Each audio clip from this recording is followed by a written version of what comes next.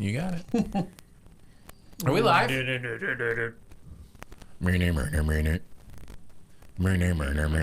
It's thinking about it.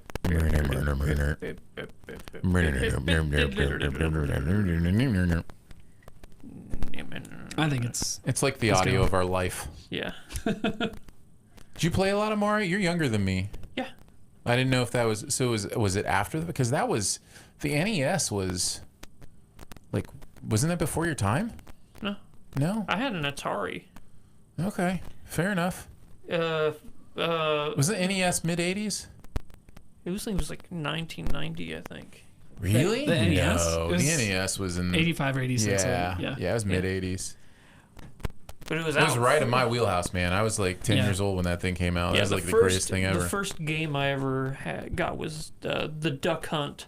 Yeah, of course. Mario combo. Of course, yeah. Yeah. Yeah, me too. Yeah, for sure. Damn dog. We think we're live now, so then I just swore. That's okay. That's fair enough. So thank you, darn dog. Thank you for joining us for the video portion of recording the spoilers for the podcast. So just so you know that we're talking spoilers for this movie here. Yep. Right here. London has fallen. London has fallen. So I'm ready for everybody, Andrew. Let's do it. Is the video ready? You got it all set up there? Yeah. Okay. All right, here we go. Welcome to the SiftSpoil for Spider-Man's Far From Home. Spider-Man is far from home. Why should we pluralize Spider-Mans? Yeah. Now that we've got into the Spider-Verse. Yeah. Spider-Humans. Spooter peeps. Sure. Yes. Yeah. Exactly. Whatever you say. Anyways, we're going to talk spoilers for Far From Home. We're not going to worry about spoiling it. So if you haven't seen it, they all die. You probably don't want to be here. Also, we're going to jump around a little bit, so might be a little bit confusing. Yeah. Do we start with the end credit scenes? I thought we were going to start with Quentin Beck and Mysterio. Well, we can start there as well. So. I'll let you just go wherever you want. Well, no, that's fine, because the Quentin Beck character is fascinating to me as somebody who hasn't read the comics, because for a lot of this movie, we are at least given the opportunity to believe that he is a hero, that he is somebody who really has the best interest in mind. Yeah. I will say that I am an aware enough movie watcher that I obviously knew that wasn't going to be the case, but I didn't know what the twist part of that was going to be necessarily. I assumed maybe he would become the villain, but he wasn't because of the performance necessarily. The performance was very straightforward and interesting in that way. I come to find out afterwards that his character in the comics is very much about, like he's an actor, right? He's a visual effects stuntman. Like he creates all those CG illusions and stuff for the movies. Yeah. He wanted to be a leading man, but he was too ugly, and that's why they got Jake Gyllenhaal to play him. It doesn't make any sense at all. So I thought the reveal was great in the bar, and what was really fascinating about it for me, and again maybe for everybody, because again I don't know the comic stuff, but what's fascinating for me is people who were in the bar started disappearing, but not all of them. Yeah, I found that fascinating, because then I'm like, well, what is this guy? This guy looks like he's, inching along Jake Gyllenhaal, like he's watching the same thing he's watching, and I'm just like, wait, is that guy going to disappear too? Yeah. Because originally that's what I figured, it was all an illusion, but he actually has a team working with him, which, of course he does. Like, if you're going to make this even somewhat believable, it's going to take a huge team of people to pull it off. And that's what I was talking about, the exposition scene where he's listing off every single person and their contribution, I kind of liked it, though. It was kind of fun. It was like, and what makes it fun is his performance, right? It's kind of this over-the-top, kind of CEO who just wants to, give lip service to how much he loves his staff and, that kind of thing. So the implementation of Barf for this character seems like a perfect entry point for Mysterio. He's an illusionist. He shows you things that aren't really there. Right. And Barf, was introduced in Age of Ultron, and it's just been sitting dormant. Nobody's used this, technology in any of the movies, and I'm like, why hasn't anybody? It's so effective. You could have used that so many times, and now that I know, I don't think they waited for Mysterio for it, but the fact they did wait, it just seems so perfect. It is perfect. And the fact that they use actual actors who were in those movies is perfect as well. They didn't really. Well, they did. Absolutely, they did. The one guy who was like, sorry, I'm not Tony Stark. Yeah. That's not him. Those, I'm not sure exactly. But there were two I'm almost sure were actually in the original movies. Really? Yeah. Okay. That's probably something we need to fact check. Yeah. Maybe producer Phil can fact check that for us. But he's laughing like, no. I'm not going to do that. Sounds like a lot of work. Yeah, it sounds like a little more work than we want to put into it. Either way, I found it fascinating and interesting, and there is an element of believability that it really stretches the idea that you could be, because the movie treats the illusions in a couple different ways. In one way, Spider-Man actually goes into the illusion and is on the inside of it. Yeah. But if that's possible, how do you do any of the illusions? Because there's so many visual effects of smog and smoke and fire and different things. As soon as you would step into any of them, you would think you would be on the inside. Like it's hard to, from my mind at least, to comprehend how once Spider-Man went on the inside, how he wasn't seeing that. Like in the fight, the Ferris wheel. Like there were plenty of times, based on what he was doing in that Ferris wheel fight, he should have been inside the illusion. Right? Am I wrong about that? Maybe I need to watch it again. What do you mean by inside the illusion? You remember the final fight? Yeah. He went inside the illusion where all the drones were, and Spider stuck them together and then electroshocked them. So remember the visual of being in there with all the pixel? You saw the blue pixels around? Maybe because they were projecting outwards as opposed to projecting But that's inwards. what I'm saying. I'm saying even in that, the Ferris wheel scene, at some point he would have been, on the inside of those things, watching them project outwards. Like it just doesn't make it, if you start to think about it, it really falls apart. It doesn't make sense how that projection would work. You're absolutely right. It falls apart right there. Yeah, I agree so much with what you just said, that at the point towards the end of the movie where he called his shot and said that, oh, it's okay, I'm going to go inside. I was like, how? How do you go inside? I mean, it shouldn't be possible. Yeah, that should have already happened at this point. Yeah. No, you're 100% right. Yeah. But then he uses Peter Tingles to, which might be my favorite action sequence in the entire movie. Well, he basically becomes Daredevil at that point, which is fascinating to me. Yeah. And it's great. I loved it. I really did love that. Yeah. And I love the fact that they use that as the ultimate fake news thing in the first, the J. Jonah Jameson, in credit scene. Which they got J.K. Simmons back. Great. It's beautiful. And they kept it a secret. Yeah. That's great. I'm looking at the IMDb, and he actually is billed on IMDb.com. So definitely don't go to that website before watching the movie. I bet that billing wasn't on there until the movie came out. No, I agree. Yeah. I agree. Oh, it was so good though. Yeah. Almost as good as it was the biggest. By the way, it was the biggest reaction in my theater. What, J. Jonah Jameson? Yeah, people lost their mind. Yeah, because that character's so integral to and iconic. Yeah, and now he's Alex Jones. Now he's doing fake news. Yeah, it's fascinating. I love it. But yeah, even bigger than that, Quentin Beck reveals to the world Peter Parker is Spider-Man. Yeah. And Spider-Man's name. And the movie does an interesting thing where you think maybe it's going to cut out. Yeah. And it kind of double punches you where it's like, oh no, are they really going to? Oh, okay, they're going to, it's going to cut out. Oh no, they really didn't. Yeah. That's a beautiful 1-2 punch there. And that's huge. The huge. Consequences for the MCU, that is so huge. Yeah. It reminded me, in the first Iron Man where he just says, I am Iron Man. It was like up until that point, that was just not something superheroes did. Yeah. And so it's kind of similar in another way of kind of mirroring the Spider-Man, Iron Man kind of thing, where it's like, in one case, of course, it was a choice. In this case, it was forced. But yeah. How do you feel about how integral Iron Man has become to the Spider-Man character? Because I don't think that's a comic thing, right? Like they were never father figure kind of thing in the main comics. No. Okay. Because I've been reading a lot of recent Marvel comics where Morales is more featured than Peter Parker. Right. So. But how do you feel about that? I like it. I really like it. Yeah. because it gives you, and not an excuse. Excuse is a bad word.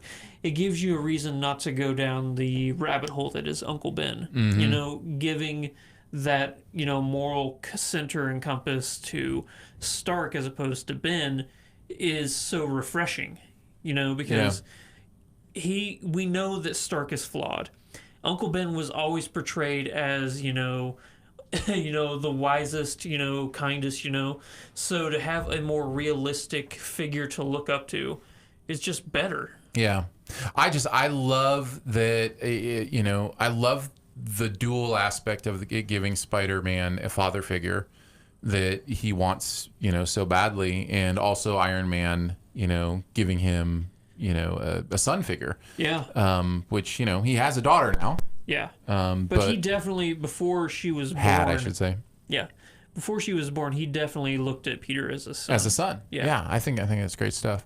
Also in the end credits, we can go ahead and keep talking about. We can go to the second one, and just the fact that Fury and Agent Hill were Skrulls. That was crazy. And not only Skrulls, that was Ben Mendelsohn. Yeah. Yeah. It was so good because that entire movie, I'm like, something's off with Fury. Yeah. You know what I originally thought it was? I thought that it was because Mysterio sometimes uses like a animatronic droids, you know, that look like you know, people, you know, and I'm like, maybe that's what it is, but at the same time he's saying things that, you know, he's questioning, and it just doesn't make sense. But when it was revealed that it was actually Skrulls, I'm like, that makes so much sense. Nick Fury's up chilling. Fury was acting weird. Hill was acting weird. Why did I not, you know, it's just something's off with these characters. And now that I know that it was them, I'm like, you know what? That might be Sam Jackson's one of his best performances. Great. Getting close to Nick Fury, but, you know, not close enough to where it was uncanny. Or it's uncanny valley. Like, something's off with this character. And he's saying weird things. Well, in one of my favorite weird things that he says makes total sense when Spider-Man's asking about, don't invoke her name. Don't invoke her name. How dare you invoke her name? Yeah. And it's just like makes complete sense now. Yeah. And it's like, it was funny when Nick Fury said it, but now it's even better because, you know, it totally makes sense. Yeah. And all the while Nick Fury's up on a spaceship asking where his shoes are, you know, like it's great. And again, like I said, I think that's because they know they are going to, like, space is this next phase. Like, it's going to mostly be happening in space, and, you know, Nick Fury has to be there for whatever's going on up there. And, you know, they didn't want to take the time to come down to Earth and get Nick Fury and then take him back up to space. And I think it forced them into a really fun kind of thing. It makes me question how long Ben Mendelsohn has been portraying Nick Fury in these movies. Interesting. How long? Yeah. I can't be that long. We really just met. I mean, I guess I'm an idiot. Captain Marvel took place in the 80s, so it could have been, you know, long after that. Well, what I'm curious is that really... Or 90s, sorry, 90s. Yeah. Is that really Fury at Tony's funeral, or is it Ben Mendelsohn? No, that's Fury. You think? Oh yeah. Okay. Just on an emotional level, Fury would not have missed that. I think I read that scene in the funeral scene was like 8 months before these events. Like, I mean, I don't think he's been on vacation that long. So yeah. I think he hopped a flight after the funeral and you know, is now going to do business up there. Man, what an amazing end credit sequence. Yeah. Probably the most impactful post-credit scene since the reveal of Thanos and the Avengers. Mm-hmm. Yeah, it definitely has consequences. Yeah. Thank God it wasn't an ant playing drums. That one was a little inconsequential. A little. Some of the action we can talk about. We can talk about the fact of, you know, kind of the virtual reality type action. Yeah. The Doctor Strange effect of it all. That and the Peter Tingle fight scene at the end are my two favorite action scenes. There's a real interest, the real interesting punch of the, you know, Nick Fury using Nick Fury as a part of the illusion, but pretending not to be part of the illusion and pretending that he shot Mysterio and then getting the information. That's a really great, you know, kind of 1-2 reveal, and then him pushing Peter Parker in front of the train, which wow. way to survive that. I mean, I'm not sure how that happened, but well, he's Spider-Man. he is. And then People underestimate how strong Spider-Man is. That's a great point. No, that's a good point. Yeah. The MCU's version of Spider-Man is so much weaker than he is in the comics. Yeah. Like, he's way stronger than Captain America in the comics. He's way stronger than actually a lot of people in the MCU. Yeah.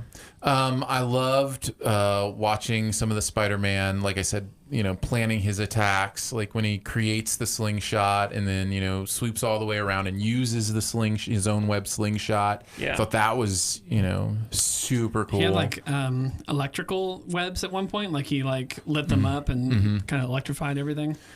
He designed his own suit. I thought that was There really so many sweet. different suits in this movie, and I loved all of them. Has he used a wingsuit in the previous movies? Okay. In the previous he has? Yeah. Okay. Okay, I guess. What do you think of the black suit?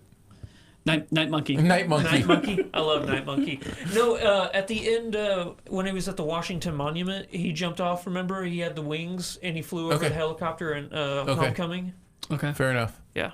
Man, it was so moving watching Happy watch him As he build his stuff, and because he looked like Tony in that he moment. totally was doing all the same kind of movements Tony does. I love Led Zeppelin. Well, and that song was the very first song that was played in Iron Man, the original Iron Man. So he was like, you do the computer, or you make the suit, I'll provide the music or whatever. Yeah. No, it's great stuff. I like that's still a little bit of Peter doing the. Have you ever seen this really really old movie? It's just the ignorant youth. Is playing off of that still, but I still. He had several lines like that. At one point, he says like it was. Of course, it's true. It was on the news or whatever. It's like that ignorance of young, teenager life is interesting. Yeah. And then Night Monkey. What do you guys think of? The drone, kill Brad. And the bus. Well, we Brad. haven't talked about the glasses, which is another Tony Stark invention and interesting. There's that one scene where Peter's having that that inner conundrum, like, did Tony really mean for me to have these, or did he just want me to give these to somebody? That doubt, of like, I'm not worthy. There's no way he thought a kid could be worthy. When Tony knew all along, and the fact that when he has that realization that, Tony really did mean for me to have this. He believed in me. I should start believing in myself, Yeah. Because the entire movie he's questioning, does he even want to be a superhero without Tony in the world, Should he just go back to being a kid, going on field trips and stuff like that? Yeah. Ghosting Nick Fury. It's funny stuff. I was also very pleased that this movie does not open up the reality of alternate universes. Which is nice, because that was something that I saw somebody. You were not a fan of. Well, I saw somebody tweet about it, or you may have even mentioned. I gave you permission, I think, to mention it at one point. We were talking about the future of the MCU and how they could potentially tie in like the X-Men and the Fox properties. Right. Yeah. Maybe a multiverse. And it was good. I mean, I would have made my peace with it, whatever. But after just coming through how time travel can undermine emotional impact and consequences, multiverses can do the same thing. And to add both of those things into Marvel at the same time, I was not looking forward to that. So I'm glad that actually was a red herring, and not something that they actually went through with. Yeah. So I thought that scene was hilarious, though, where he's like explaining his origin and what planet he's from. And again, I don't know how much of the Quentin Beck story in the comics is. No, he's just a stuntman, like a special effects artist. I'm trying to remember the Earths that he mentioned, like the 816 or something like that. 616, I think. Yeah. Yes, the 616 is a real thing in the comics. They have each of those numbers actually does have a real meaning and stuff. Like even the world like you and I are in right now has a special number. I'm trying to remember what number it is. Well, I'm used to the multiverse stuff just because I still watch Flash, and Flash does a ton of multiverse stuff. Yeah.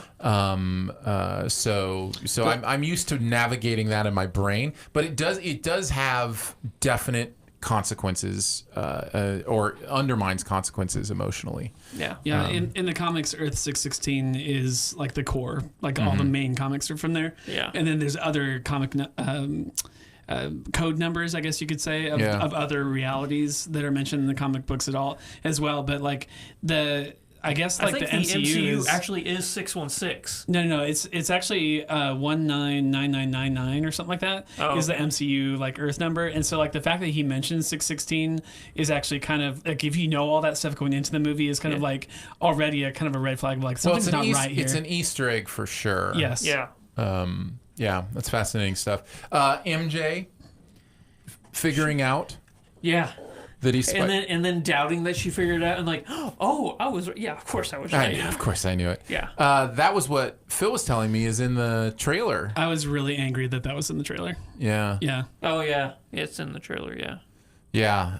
Blows my mind what they put in trailers. That scene, I mean, for you, it was impactful. I was sad that it was not impactful for me when she revealed it. Yeah. So. Yeah. Their first kiss, I think, is great. It's so awkward, and it's like a double peck, and then he goes in for a little more serious kiss or whatever. But Yeah. I thought their relationship was so cute. It's just adorable. Yeah. So that's fun stuff. Brad grew up. Oh, how about how fun Ned's relationship was in this movie? Oh my god. That was the best stuff in this Babe. movie, man. Babe. Hey, babe. Yeah. Babe. How he became overnight this wise relationship expert guru. Oh man. You see, Peter? Let me tell you.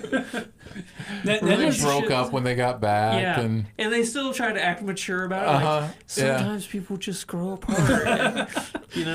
it's so true too. The other. Oh, you have something, Phil, to I was say just about gonna that. say Ned was given a real proper role in this movie, and Right. I was so glad about that. Well, they even played a little bit of the, without overdoing it, a little bit of the MJ Ned jealousy when MJ found out. He's I like, knew. I knew first. I knew first. That kind of stuff was hilarious. This is so great. The movie starts with Whitney Houston, "I Will Always Love You," and going into that, Yeah. The in power memoriam. PowerPoint-ish, video. It's just the best. Just some of the images have Shutterstock still on them. And they're low resolution. And it's just so high school Channel 1 kind of stuff. And it's so great. Yeah. This movie's hilarious, man. It's great. Yeah. Yeah. Anything else you want to bring up? Can't really think of anything. Is there something that's popping into your head? No, I think we've kind of, gone through all the different things. Okay, so you had no idea about Quentin Beck. No. So what did you, for part of the movie, you were thinking, man, these elementals are just, they're kind of a cliched villain. I had it figured out. Okay. I didn't know going into it, but I assumed that Mysterio. I didn't know it was visual effects. I thought maybe he had accidentally opened something real, as a way to become Earth's. Like he was Midas. trying to be a hero, but he accidentally did something. I could sense he just wanted to be the new Iron Man. Like he wanted that attention, but I didn't know all the details of it. And I assumed then, because me assuming that it was fake, that he would be some sort of villain by the end. I also like the fact that the mocap suit that they use to actually capture stuff is actually a suit in this movie. Like he's actually... Oh, is it? I didn't know that. Yeah, he's using the actual mocap suit? Yeah, like the triangle suit that he wears, like has like all the dots on it and stuff like that. That's an actual mocap suit that even like Mark Ruffalo uses for the Hulk, or even Spider-Man uses for his spider suit. That's the actual mocap suit that Marvel movies use. Every time he's flying, that's a visual effect, right? Like he doesn't have a flying suit. Yeah. It's just a visual effect of... And so, it's also kind of funny because then he puts the helmet on. It's just this big, but it's a hilarious looking costume. But that also has practical implications of it takes less, effects to generate his face. Right, exactly. Computing power to generate his face. So it's fascinating. Yeah. Good stuff. Alrighty. Great time. If nothing else, again, it's a great time at the movies. So yeah. There you go. There's spoilers for Spider-Man Far From Home. I'm very interested to see how they take it now that the whole world knows that he's Spider-Man. Like that. I mean, really we don't change a know lot. anything about when the next Spider-Man movie is going to be. We don't even know. I mean, this was the last on the contract that the contract that they had with that they have Sony. with Sony about having creative control of Spider-Man, while Sony has ownership control of Spider-Man. So Sony's success with Spider-Verse may have them itching to take him back from. Like, there's a lot unknown right Disney now. would buy Sony before they let Spider-Man go. Well, that takes two to make that. You can't just buy somebody without them, agreeing to it. So Yeah, well, do you think that Disney would go to the fans and say, hey, Sony won't let us do it. Let them know what you think. I don't know. It's fascinating. Mob mentality, man. It's really fascinating because that's the last piece. Is there any other piece that anybody else owns of Marvel? I'm trying to think. Now that they have the Fox stuff, it's just the Spider-Man stuff, right? Yeah.